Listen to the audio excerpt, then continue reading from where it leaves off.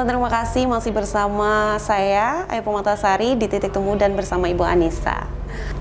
Nah Ibu, tadi ada beberapa pernyataan yang menarik. Di situ Ibu mengatakan bahwa ada tema kan di dalam websitenya. Nah, tapi baru ada satu tema. Apakah mungkin nanti ada beberapa tema lagi yang akan diselenggarakan di tahun ini?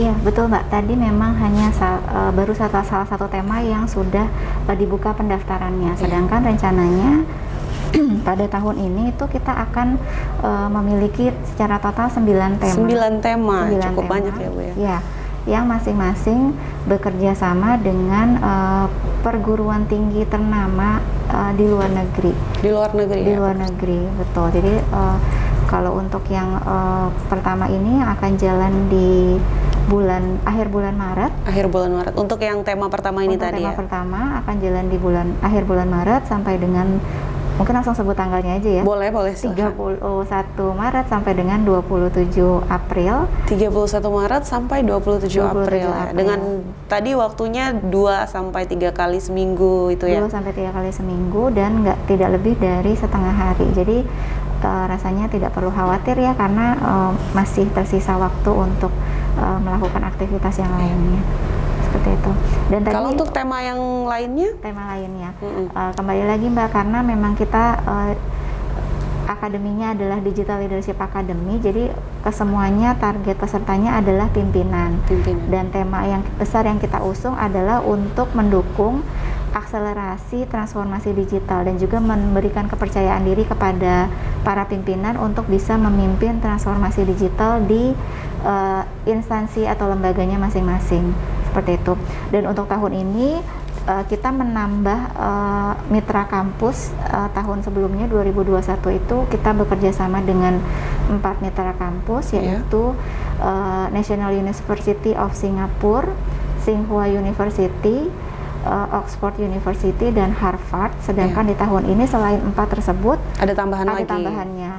Yang pertama adalah Cornell University, lalu ada Massachusetts Institute of Technology (MIT), ada University of Cambridge, dan juga Imperial College. Jadi total ada 8 mitra kampus dengan total 9 tema pelatihan di tahun ini ya? Di tahun ini. Kalau untuk 9 tema lainnya atau 8 tema lainnya, mungkin boleh dibocorkan sedikit tema-temanya. Jadi mungkin ada para pemimpin bisa mempersiapkan diri atau sudah mulai memilih nih dari sekarang mau tema yang mana.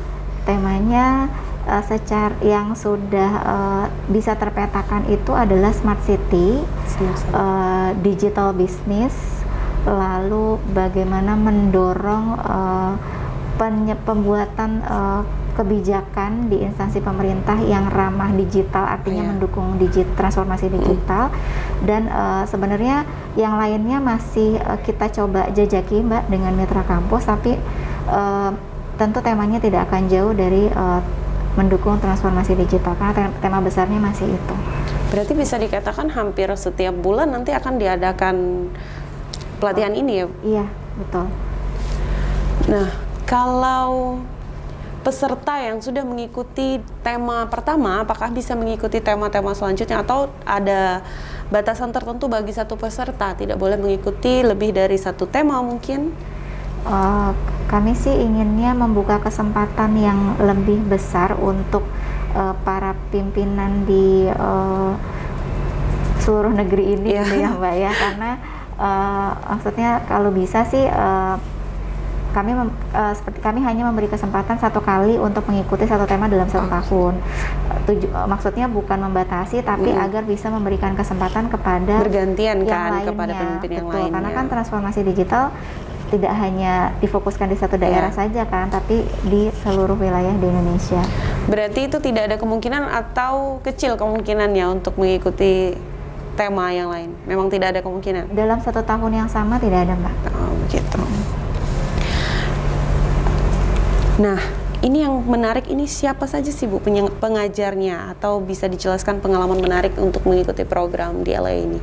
Iya, mungkin bisa dikatakan salah satu pengalaman menarik yang akan dirasakan oleh peserta nantinya adalah merasakan pembelajaran langsung dari para expert, Iya, para ahli ya. para tentunya. ahli dari masing-masing universitas ternama ya, tadi Ternama ya, kalau betul. kita Betul. dengarkan ya, Iya. masing-masing universitas ternama yang akan menyampaikan, baik itu profesornya maupun praktisi yang memang sesuai dengan bidangnya. Itu yang pertama. Lalu kemudian kelas ini juga akan menjadi kelas heterogen karena akan terdiri dari berbagai latar belakang yang beragam, sehingga itu bisa menjadi salah satu unsur yang menarik juga ya, karena bisa saling Pengalamannya berkolaborasi menjadi lebih dan menarik. membangun jaringan seperti itu. Bisa disebutkan mungkin satu pengajarnya di tahun lalu ini sudah diadakan kan tentunya. Iya, betul. Nah, pengajarnya salah satunya siapa, Bu? Pengajarnya kalau menyebutkan nama mungkin saya tidak bisa menyebutkan dengan lengkap ya, Mbak ya. Iya. Tapi Dari universitas yang mana, dari yang disebutkan tadi mungkin? dari NUS itu mereka ada salah satu profesor yang berbicara, tapi saya lupa namanya. Itu ada beberapa pembicara kan tentunya, Bu ya. Biasanya ada beberapa, ada 1, 2 atau berapa gitu pembicaranya, Bu? Atau tergantung topik yang dibahas? Tergantung topik yang dibahas. Narasumbernya selalu berbeda-beda gitu ya. Nah, untuk pelatihan itu berapa poin utama yang dibahas, Bu? Kira-kira? Karena materi antara satu tema dengan tema lain mungkin strukturnya akan berbeda ya, Mbak ya. Jadi kalau ditanya berapa, mungkin kalau kita bicara tentang tema yang sekarang, kalau kita bicara tema yang sekarang aja ya, iya, kita bicara itu tema materinya tadi untuk muatan intinya akan ada 8 materi inti, 8 materi inti dan 4 materi muatan lokal. 4 materi muatan yang sudah dijelaskan sebelumnya tadi. Mengenai pembicara tadi boleh ditambahkan? Boleh, silahkan. Jadi itu kita bicara yang untuk muatan inti tadi dari expert di luar gitu ya, expert dari universitas ternama. Jadi seperti merasakan belajar langsung dari universitas ternama tersebut. Betul. Sedangkan untuk muatan lokal itu juga akan disampaikan oleh para expert dari pimpinan lembaga yang berkaitan. Seperti misalkan mungkin mengenai satu data, mungkin kita akan rencananya dalam proses kita sedang meminta kesediaan Kepala Bappenas untuk bisa menyampaikan hal tersebut secara langsung kepada peserta. Nah, untuk peserta yang sudah menyelesaikan pelatihan ini, apakah ada tugas atau asesmen dari pelatihan di LA? Iya. Setelah selesai pelatihan. Karena kita ingin memastikan bahwa tujuan pelatihan ini tercapai, yaitu mempercepat, mengakselerasi transformasi digital di berbagai sektor khususnya. Maka nanti selain diskusi-diskusi selama proses pelatihan, di akhir pelatihan peserta akan diminta untuk membuat proyek akhir. Untuk pelatihan dengan tema Driving Digital Transformation ini, maka outputnya itu adalah peserta akan diminta untuk menyusun rencana aksi, Mbak. Rencana aksi bagaimana mereka akan mengimplementasikan hasil dari pelatihan ini, satu data dan smart city ini sesuai dengan kapasitas yang mereka miliki sebagai pimpinan. Berarti itu dilakukan di tempat instansinya masing-masing tentunya ya. Labnya adalah instansinya masing-masing. Iya. Nah, ini tadi ada juga dinyatakan bahwa sebagai penerima beasiswa. Maksudnya dari penerima beasiswa ini seperti apa, Bu? Ya, kita gunakan istilah beasiswa karena program ini adalah program yang tidak berbayar, gratis. Jadi kami tidak memungut biaya apapun dari peserta untuk bisa menikmati fasilitas belajar dari kampus-kampus ternama di internasional, di lingkup internasional. Nah, untuk pendaftarannya berarti sudah dimulai dari sekarang tuh, Ibu ya? Sudah, untuk yang program pertama yang sudah akan dimulai di akhir Maret ini, pendaftaran sudah dibuka dan akan ditutup pada tanggal 16 Maret 2022. 16 Maret ditutup ya? Berarti ini dimulainya kemarin sudah dimulai dari berapa lama, Bu? Atau 1 bulan mungkin waktu pendaftarannya? Pendaftaran kita sudah mulai dari pertengahan Februari. Jadi ada waktu 1 bulan sebenarnya. Sebenarnya 1 bulan ya. Pendaftaran ditutup 16 Maret dan dilaksanakan pada tanggal 31 sampai 27 April. Betul. Jadi itu sudah masuk puasa, Bu ya? Ya, jadi nanti akan belajar sambil suasana Ramadan ya. Iya. Nah, selanjutnya untuk peserta yang telah menyelesaikan pelatihannya, kan tadi ada aksi yang dilakukan di setiap instansinya masing-masing. Berarti kan ada monitoring dan juga evaluasi yang dilakukan dari tim Kominfo ya? Ya, tentu Mbak. Kita akan pastikan bahwa rencana aksi itu bukan hanya sekedar dokumen gitu ya yang dibuat di pelatihan, tapi nanti secara berkala tim kami akan melakukan monitoring dalam kurun waktu 3 sampai dengan 6 bulan untuk melihat sejauh mana aksi implementasi rencana aksi yang sudah dilakukan oleh peserta. Tujuannya sih sebenarnya ingin melihat aja perkembangannya sudah sejauh mana gitu ya, sebagai bahan evaluasi kami. Dan juga apakah pelatihannya itu benar-benar diterapkan dan tidak tentunya ya. Betul. Lalu setelah dinyatakan lulus oleh Kominfo RI, apakah ada jaringan ikatan alumni yang mewadahi para pemimpin untuk berkontribusi dalam mendorong percepatan transformasi digital? Sebenarnya kalau boleh cerita, program DLA ini kan sudah dimulai sejak tahun 2020 ya Mbak. Tahun 2000 di masa pandemi berarti Bu ya? 2020 sebelum pandemi. Oh iya. Sebelum pandemi. Berarti di awal tahun ya? Di awal, iya. Lalu kemudian ini memasuki jalan tahun yang ketiga berarti ya. Dan pada pelaksanaan tahun 2021 yang lalu itu sudah terbentuk asosiasi yang menaungi para alumni ini. Namanya itu APDI, Asosiasi Pemimpin Digital Indonesia. Nah, jadi nanti alumni atau peserta yang sudah lulus dari pelatihan ini juga bisa bergabung ke asosiasi tersebut. Tujuannya sih sebagai mitra kami ya, untuk mendukung percepatan transformasi digital dan lain sebagainya. Apakah ada kendala nih Bu di masa pandemi dengan berlangsungnya kegiatan ini? Apakah tidak ada kendala sama sekali atau malah berjalan semakin baik karena dilakukan secara online? Ya.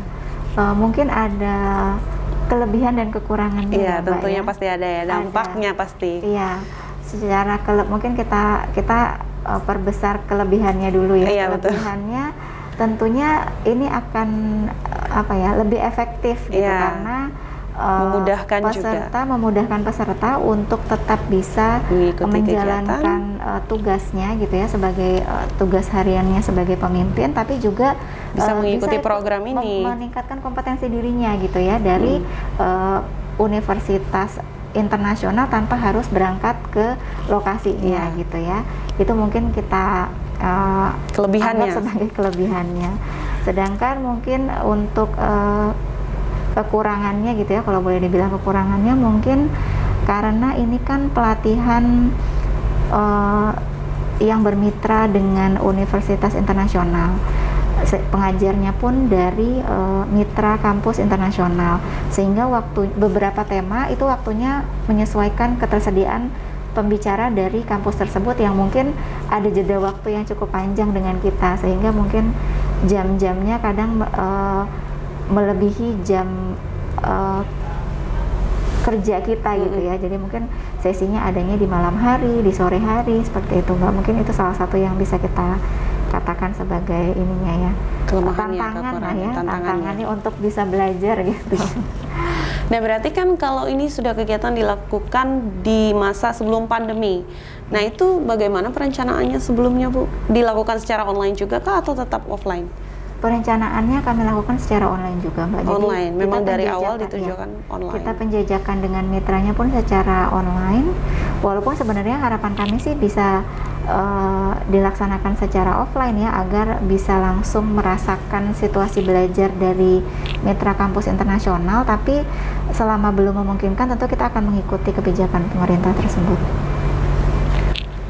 Nah, menurut Ibu sendiri bagaimana atau mengapa kepemimpinan digital sangat dibutuhkan pada era saat ini?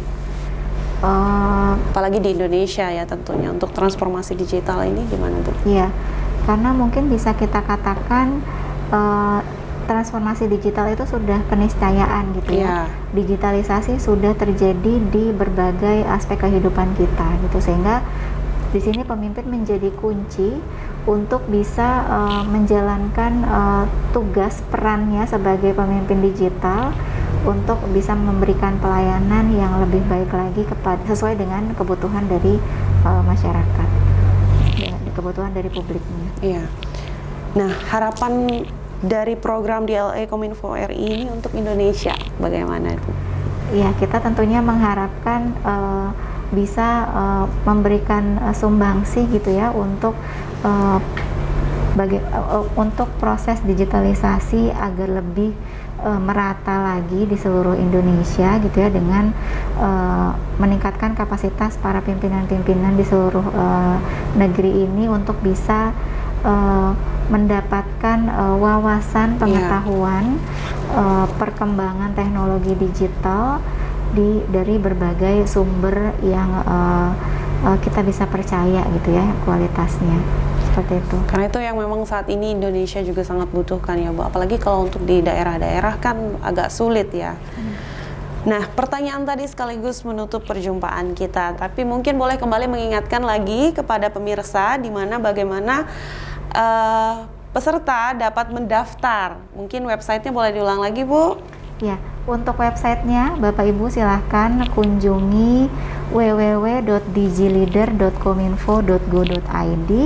Di sana akan ada pilihan beberapa tema. Yang saat ini sudah aktif adalah Driving Government Digital Transformation with One Data and Smart City. Silahkan klik daftar di sana. Langsung klik daftar dan persyaratannya akan muncul semua di situ. Persyaratan tersedia di website. Persyaratannya tersedia di website. Berarti hanya untuk link daftarnya saja. Ya.